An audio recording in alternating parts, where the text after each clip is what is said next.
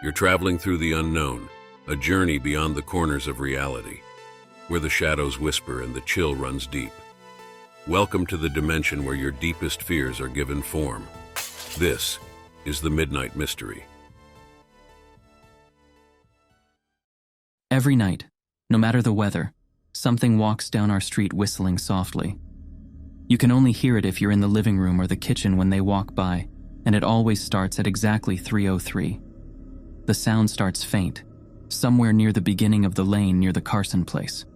We're towards the middle of the street, so the whistling moves past us before fading away in the direction of the cul-de-sac.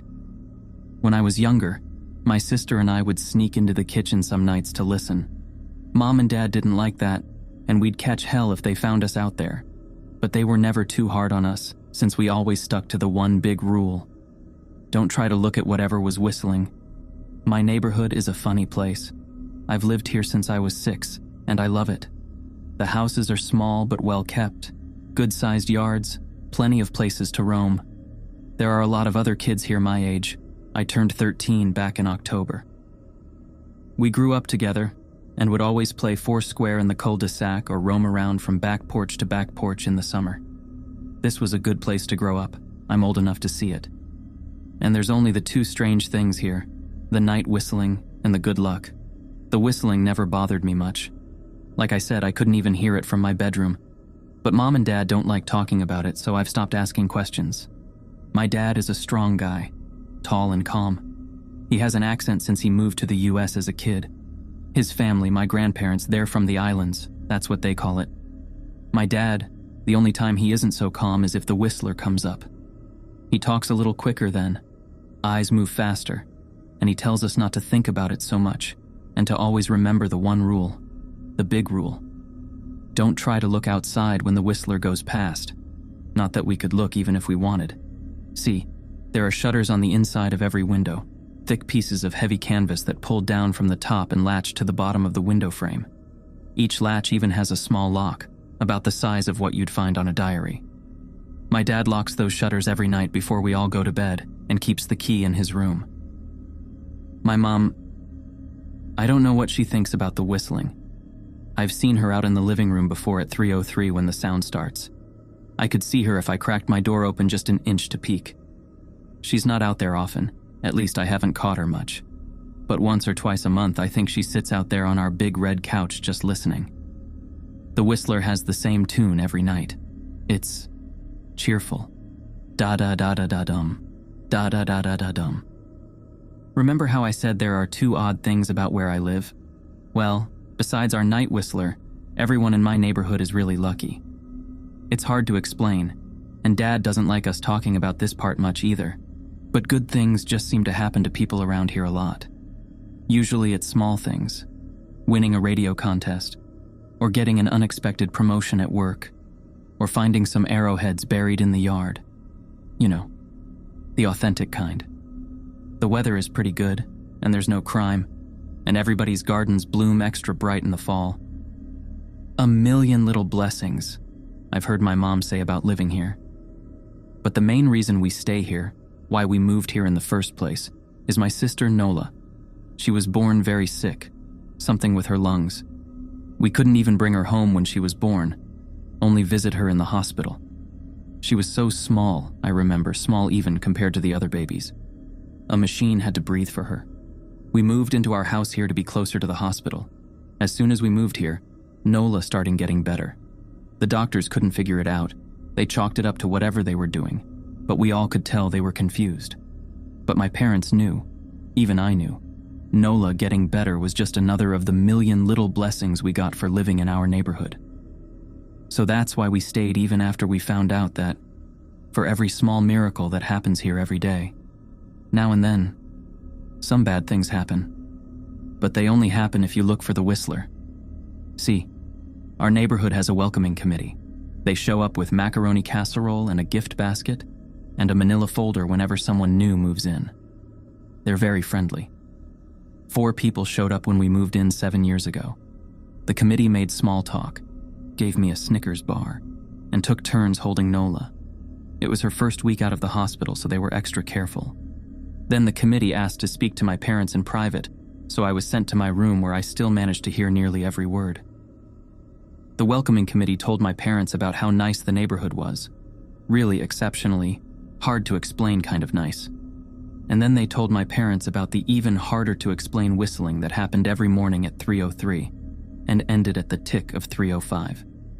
The group, our new neighbors, warned my parents that the whistling was quiet, would never harm or hurt us, as long as we didn't look for what was making the sound. This part they stressed, and I pushed my ear into the door, straining to hear them. People who went looking for the whistler had their luck change, sometimes tragically. A black cloud would hang over anyone that looked. Anything that could go wrong would. The manila envelope the committee brought over contained newspaper clippings, stories about car crashes and ruined lives, public deaths, and freak accidents. Not everyone dies. I heard the head of the committee tell my dad. But the life goes out of them. Even if they live, there's no light in them ever again, no presence. My mom, I could tell she wasn't taking it seriously. She kept asking if this was some prank they play on new neighbors. At one point, my mom got angry, accused the committee of trying to scare us out of our new home, asked them if they were racist on account of my dad being from the islands. My dad calmed her down, told her he could tell our new neighbors were sincere and they were just trying to help us.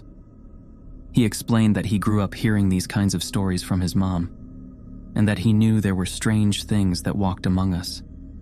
Some of those strange things were good, and some were bad, but most were just different. After the committee left, Dad went out to the hardware store, bought the canvas blinds, the latches, and the locks, and installed them on every window in the house after dinner.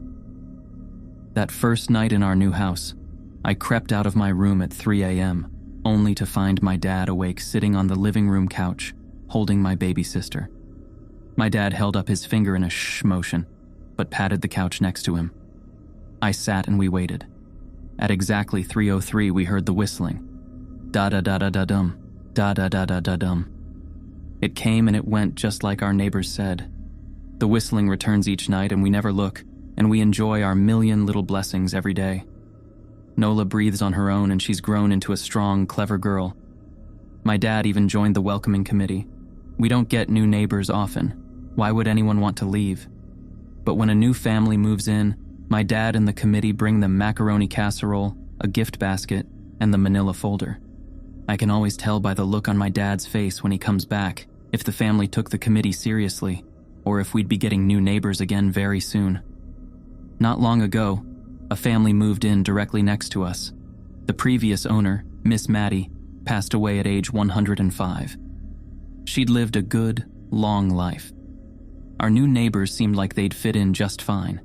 They believed the welcoming committee, took my dad's advice about the locking shutters since they had a young child of their own. Whatever newspaper clippings were in that manila envelope, whatever evidence, my dad never let us see. But I imagine it must have been awfully convincing since our neighbors got along with no issues for the first month. One night, when our new neighbors had to leave town, they sent their son Holden to stay with us.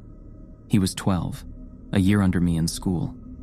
I didn't know him well before that night, but as soon as his parents dropped him off after dinner, I could tell it was going to be a bad time. "Do you know who is always out there whistling every night?" Holden asked the moment the adults left the room. The three of us were sitting in the den, some Disney movie playing idly on the television.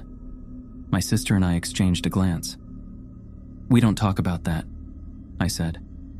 "I think it's that weirdo that lives in the big yellow house on the corner," Holden said.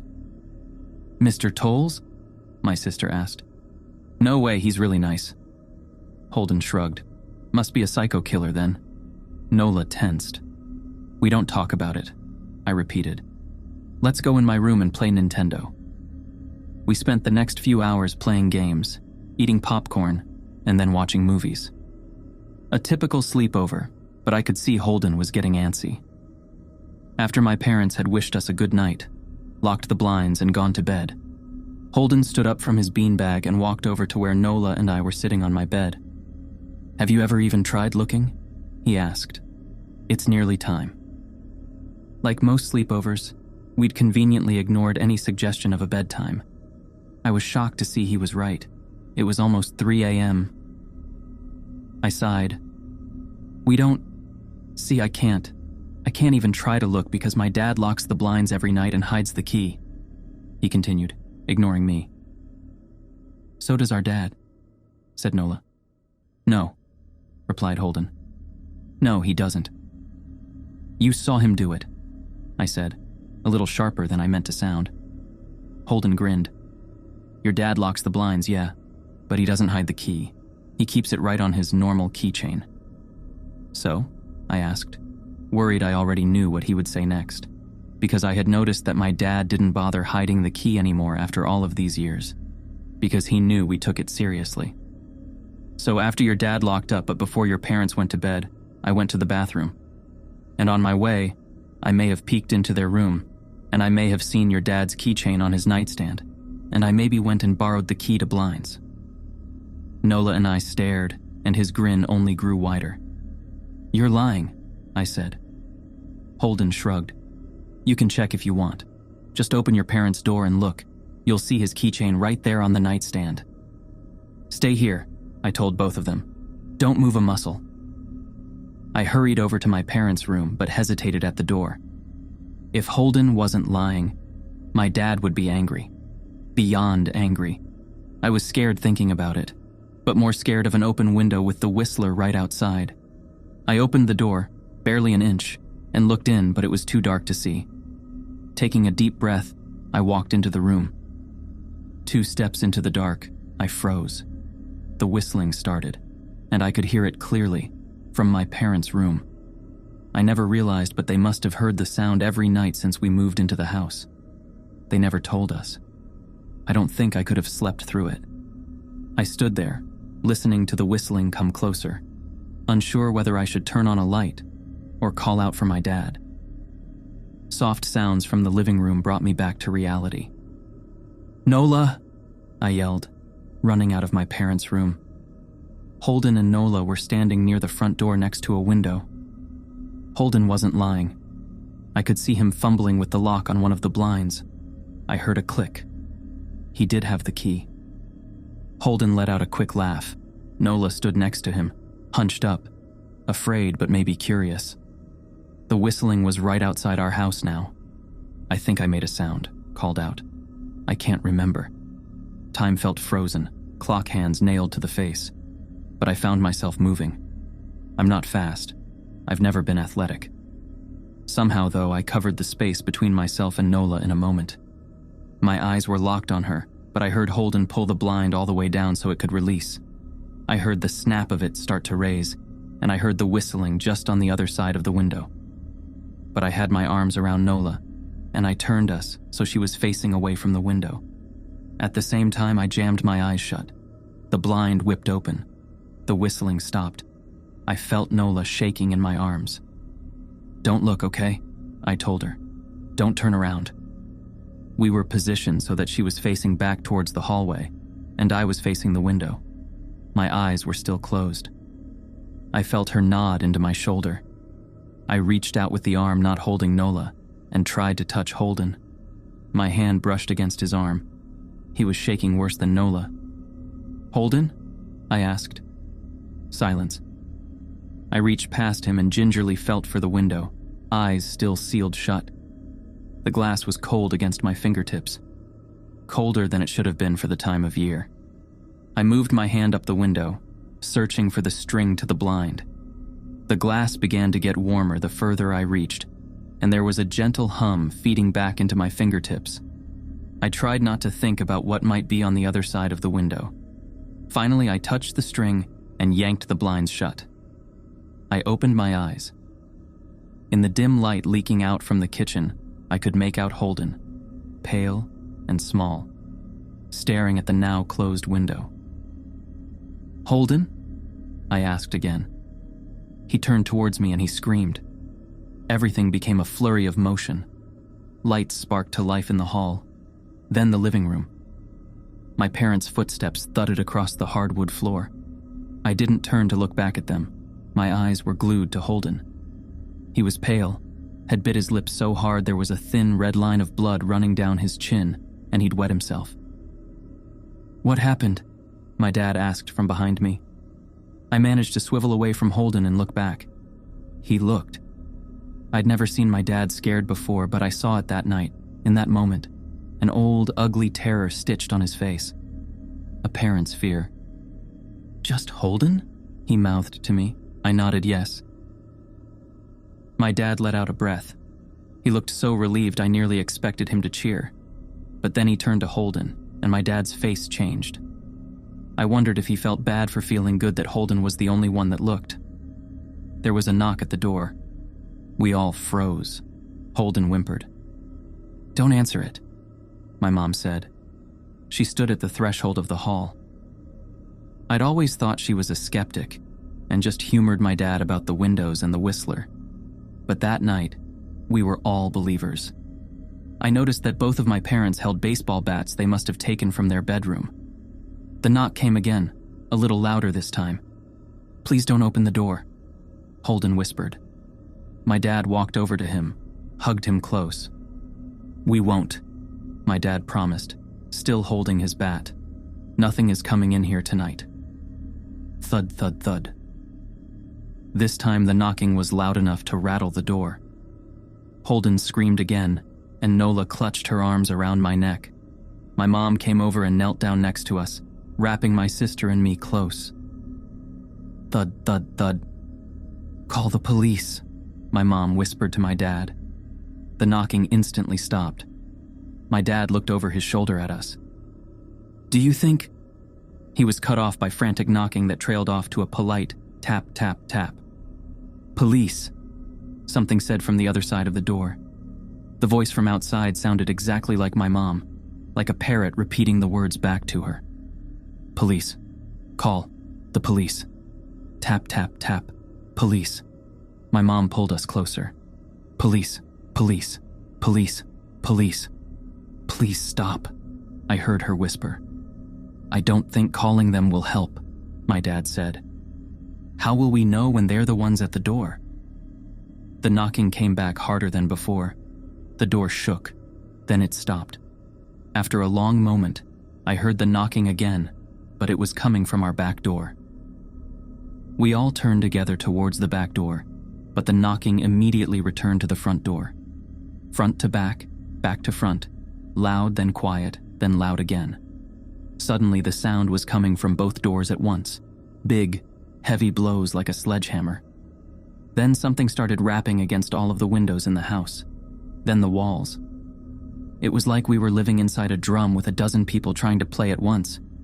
Or we were a turtle, and something was attempting to claw us out of our shell. "Stop!" Holden yelled. The knocking died. "I won't tell," Holden said, staring at the door. "I promise I won't tell anyone what I saw. Just please go away." We waited for nearly a minute. Then we heard it, a soft tap, tap, tap, coming from the window Holden had looked through earlier. Holden started to cry, sobbing like a prisoner watching gallows being built outside their cell. My dad held him, brushed his hair but never lied to him, never told him things would be okay. The tapping at the window went on for the rest of the night. We huddled together in the living room for I don't know how long. Eventually, my mom tried to take us kids into my room while my dad stayed to watch the door. But the second we moved into my bedroom, the knocking came back, so loud it was possible to ignore. I was afraid the door couldn't take it. We went back to the living room, and the knocking stopped. Only the tap, tap, tap on the window remained. None of us slept that night. The tapping stopped around 7 a.m. That's about the time the sun comes up here. We waited another 2 hours before my dad opened the blinds from one window. He made us all go back to my parents' bedroom first. I heard him open the door, then come back in. "Okay," he told us, "it's done." Holden's parents came back around lunchtime. My mom and dad walked Holden over to his house, and they all went inside for quite a while. Nola and I watched from the window. She stuck to me the whole day, right at my side, sometimes holding my hand. When my parents came back, they looked grim, but wouldn't tell us what they said to Holden's family. It was a Sunday, so we all spent the day together, ordered pizza, and watched movies. That night, everyone slept in my room, Nola and my mom in the bed with me. My dad in a chair he'd pulled over. There was no knocking that night, or any night since. We didn't see much of Holden or his parents for the rest of that week, but by Thursday, there was a moving truck in their driveway. Nola and I watched them packing up the whole afternoon after school. What sticks with me most is how tired Holden and his parents looked. All three had the same pallor, grim mouths and lightless eyes. Even from across the street, I could tell something was very wrong. Holden and his family were gone before sunset. I remember what the original welcoming committee said to my parents when we moved in.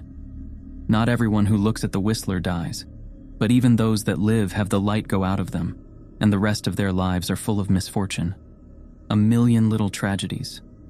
I think Holden's parents must have looked, either to comfort him if they didn't believe or share the burden if they did.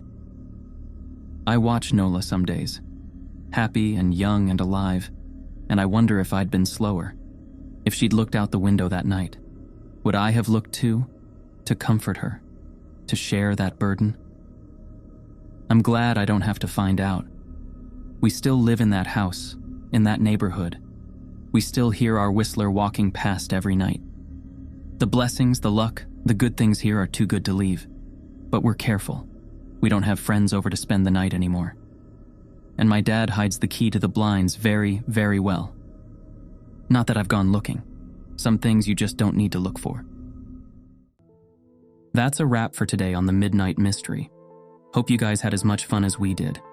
If you liked what you saw, hit that subscribe button and give us a thumbs up. Oh, and don't be shy. Drop a comment below with your thoughts or any cool mystery ideas you want us to check out. Until next time, we'll see you in the next Midnight Mystery.